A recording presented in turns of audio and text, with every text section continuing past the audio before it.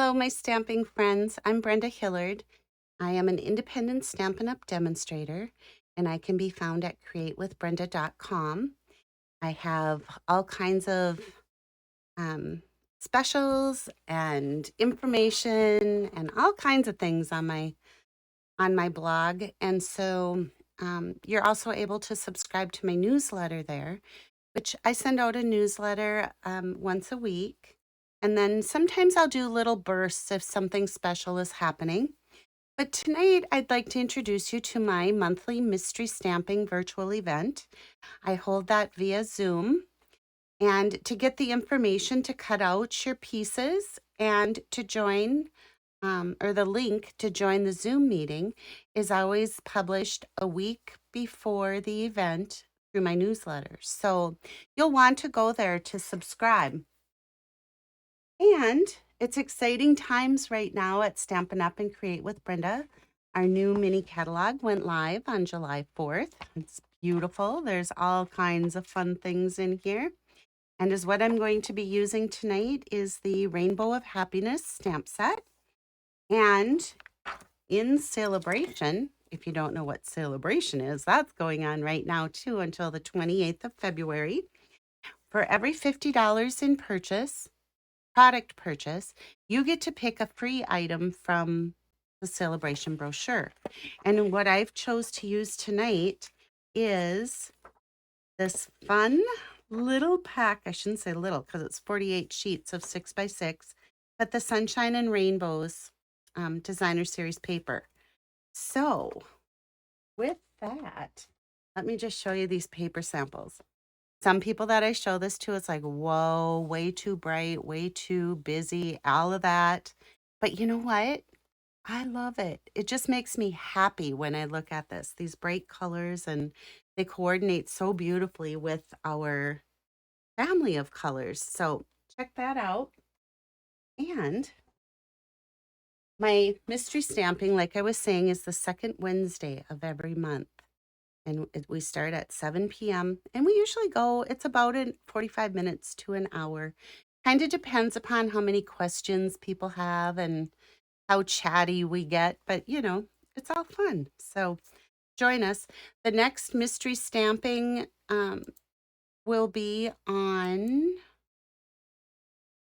let me pop up my calendar. I should have had this. The second Wednesday in February is February 9th at 7 p.m.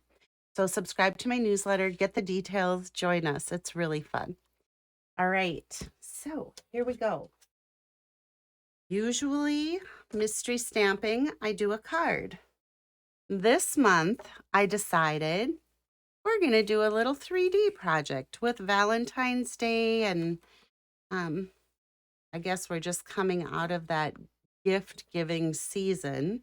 But I wanted to do this. It's called an impossible box. I needed a sip of my coffee. All right. And I have to give credit where credit is due. The Impossible Box, I don't know if she was the original, but she's the one that I saw it, is Julie DiMatteo. She's known as the Paper Pixie. And is what I asked you to have ready for mystery stamping is a piece of, you can choose whatever color cardstock you want. I just chose white because it showed the score lines that we need and whatever, but it measures 8.5 by 8 inches. Okay, so I'm going to put the 8.5 inch edge right up at the top of my Simply Scoring tool. Now, you can use any scoring tool that you have. Your trimmer, your paper trimmer works great. For 3D projects, I really love my scoring tool. And if I'm making a lot of cards, I can quickly score my card bases using the scoring tool. So just a little, some people are like, where is that or what is that? It's called the Simply Scoring tool, and it's in our annual catalog on the tools page.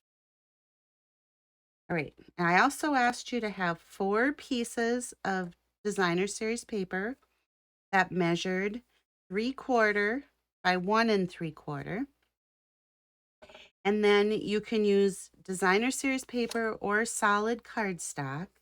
And I chose solid cardstock.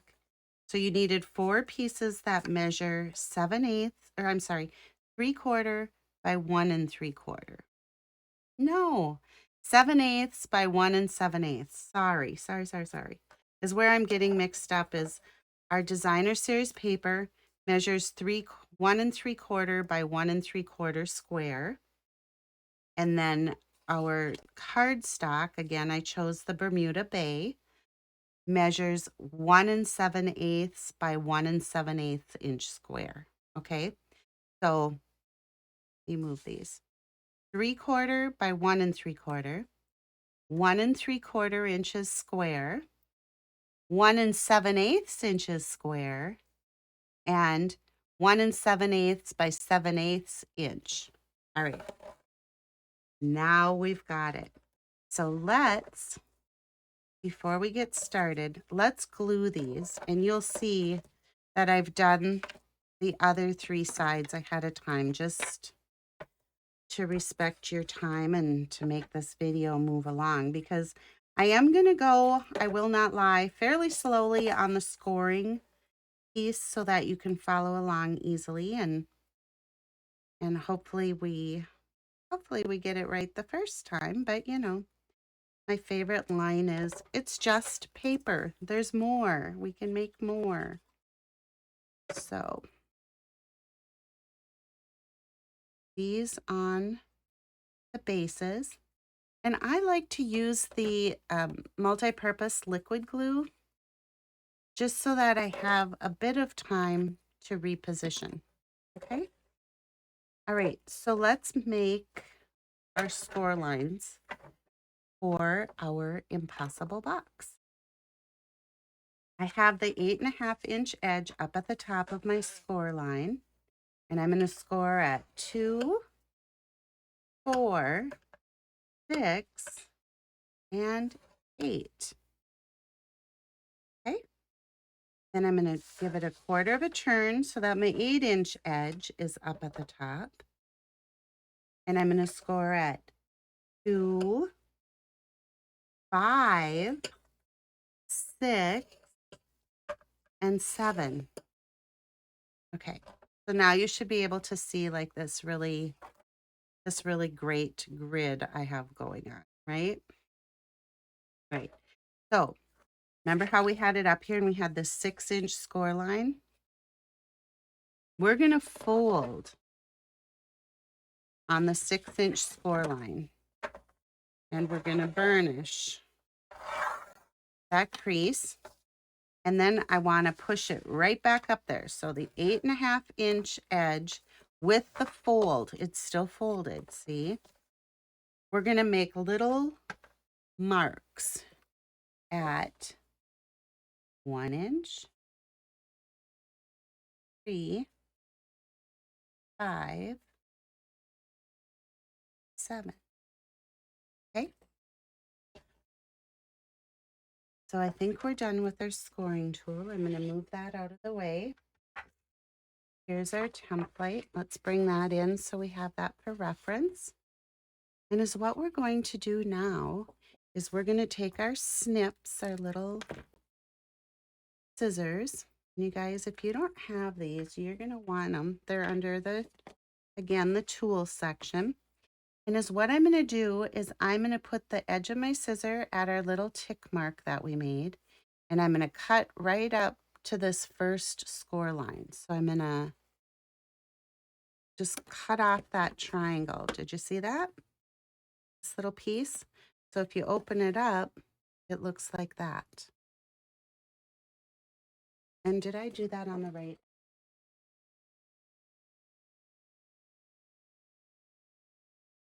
Good. Yeah, I did. Ugh, now I'm questioning myself. All right, so let's close it up again. And I want to just snip up to the first score line. And again, I'm going to put my edge of my scissor on the tick mark, and I'm going to cut up to that first score line where we just cut straight up. We're just going to cut over at an angle and take out another. So if you open it up, it should look like that. And we're just going to continue on down. I'm going to cut straight across on the score line, just to the first, that first line there. Edge of my scissor on the tick mark, cut up to the corner. Now if we open, we have 2 full triangles and then this open edge. And then we're going to do it one more time. Up to the first score line. Edge of my scissor on the tick mark. And just cut up to form that triangle. All right. So now if we open up, it looks like this. All right? We've got these 2 little rectangles down here. We want those gone. So I'm going to just miter or angle cut up to the score line. And I'm going to do that same thing here. I'm going to angle cut or miter. And then I'm going to take my snips. And sometimes it helps if you bend on your score line there so you can get a better visual of where you're cutting. But we're simply going to cut that right along the score line so that we remove that tab. I want to straighten up my edge there just a little bit. Go along and cut right on that score line. Okay. So now our piece is looking like this. So far, so good, right? Our next step is we're going to cut this triangle off. So I'm going to cut up on the score line. And then I'm just going to angle cut again. And that's going to form this tab for us. Okay. All right. Ooh, it's coming along, coming along. So is what I want to do is this very top edge up here, we're going to fold that under. Okay. So burnish our score lines. And the best way I can describe this is to fold it back. You want to see that edge covering up half of your triangles. Okay. Then this is going to come, you know what? We want to fold it forward. Let's do forward. Yes. Just like that. And you may, if you used a pencil like I did on your tick mark, you may see a little bit of your tick mark, but it's okay. Don't worry about it. In fact, let's see if I can just erase that one. Good enough. All right. So you'll know you have this right if you see half of your triangle, you fold it forward, and then you also want your tab to be able to fold back like that. Okay. So then this next fold is going to go back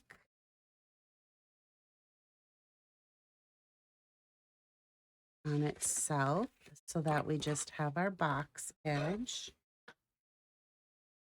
And then we can fold our tabs. Kind of am burnishing all of our score lines, okay? The bottom. Then we can go side to side. Leave this folded. The front, I'll show you what I'm talking about. Leave this piece folded to the front. Okay?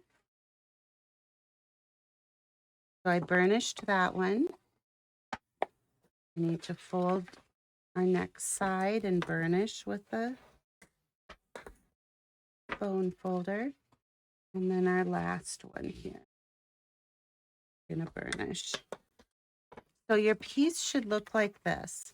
You've got this folded forward, so you see half the triangles. This one is going to fold back, and then we've got our bottom flaps here. So what we're going to do is we're going to cut our flaps to form the bottom of the box up to the first score line.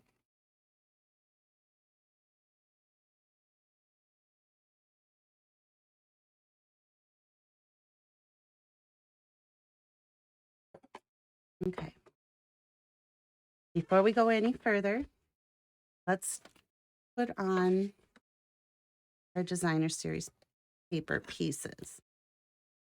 And I'm just going to grab these little rectangles, and they are going to fit right inside of the rectangles we formed up here.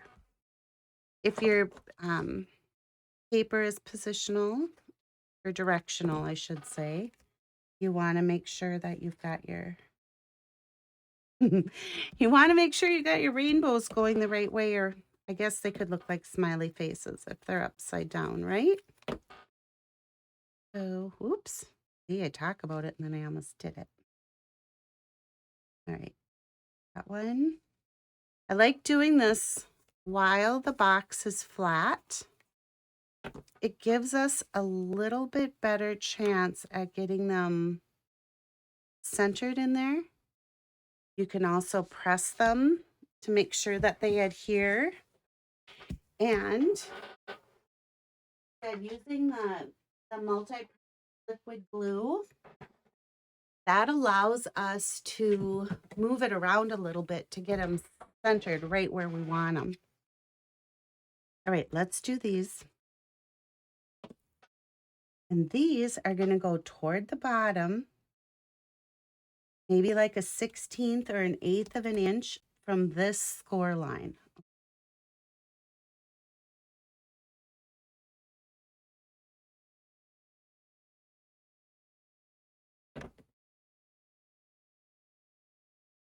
And you see how with it being flat, you can kind of eyeball them for going across.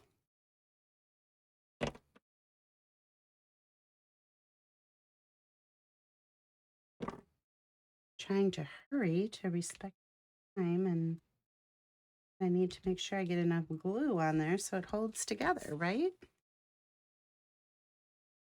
You want to make sure that you don't have anything in this space, and I'll show you why in just a minute.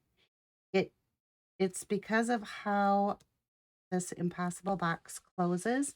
If we put them up high, our box isn't going to close properly. So our next step is to flip it over. We're going to turn the side with the tabs in. Don't do anything with this tab yet. We're going to fold it over. I'm going to you want to use a strong adhesive. So you could use liquid glue. Takes a little bit longer to dry. I chose tear and tape. And what I'm going to do is just put this tear and tape right up close to our crease, to our score line. Take the paper backing off and reveal our the other sticky side. It's just a two-faced tape, basically. I'm going to turn this over, fold it in, and then if our measurements were exact, we can fold the other side in and then just press that down really, really well so that our adhesive sticks, okay? So now this crease, or this seam that we just made, is going to be the back of our box, right? So we're going to fold in the side flaps. We're going to fold in the back flap. We're going to add liquid glue and flip back the front flap. All right. So then I like to set this up like this and then just kind of rub in there with my bone folder to help spread out the glue and make sure my box is nice and solid to hold my treats, okay? So our next step and the last step in forming this is to just kind of dry fit our lid. You see why now we didn't want that, we didn't want paper here. So this slides right down on there. And look at, it has an automatic closure lid on the top. Now is when we're going to do this flap, okay? So gently lift and kind of tuck that flap back in there. Adjust your box so that it's nice and square. And then this is a little tricky. Put just a little bit of glue in there, not a lot, because you don't want it to spray out and, to spurt out the sides, and then it's going to seal your box and you won't have your working mechanism on there. I'm just going to hold this for just a second. And voila, our box. And look, so now we can lift. The top opens like that. And then to close it, I don't want to rip my freshly glued piece over there. Just push down and you get this fun box. What do you think?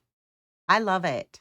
So I'm going to decorate this up, but I'm not going to decorate it up right now, but I'll show you the ones that I have. So this uses the Sweet Talk suite of products. And I just lifted. My fingernails cause me problems there. Lift. And I have it filled. Look at how many hearts it holds with these chocolate candy hearts. Love it. Love, love, love. And like I said, for Valentine's Day coming and for my little stamping classes and gatherings, I love having favors. And I think these are just adorable. Added a little ribbon, did a little die cut, a little bling on there. See that, the rhinestones? Here's another one I did. This uses the Artfully Composed paper. So I did Calypso Coral, solid, and then again, this has that. My fingernails are causing me problems. They really aren't, just hard to open as I'm making them look like they are. So there's the opening, and you can just close it. I did another one out of that paper. Haven't put my little decoration on the front. There's the opening. And this one I used solid cardstock. For the base, I used the soft succulent. And then, of course, today we used the rainbows. So I hope you love the Impossible box. I hope you'll give it a try. And I would love to see what you make. You can post your pictures over on my Create with Brenda Crafters on Facebook. And using my monthly hashtag, you can win prizes. So check me out there. All right, you guys, until February 9th, happy stamping. And I'll be back on February 9th at 7 o'clock for another mystery stamping virtual event. Bye-bye.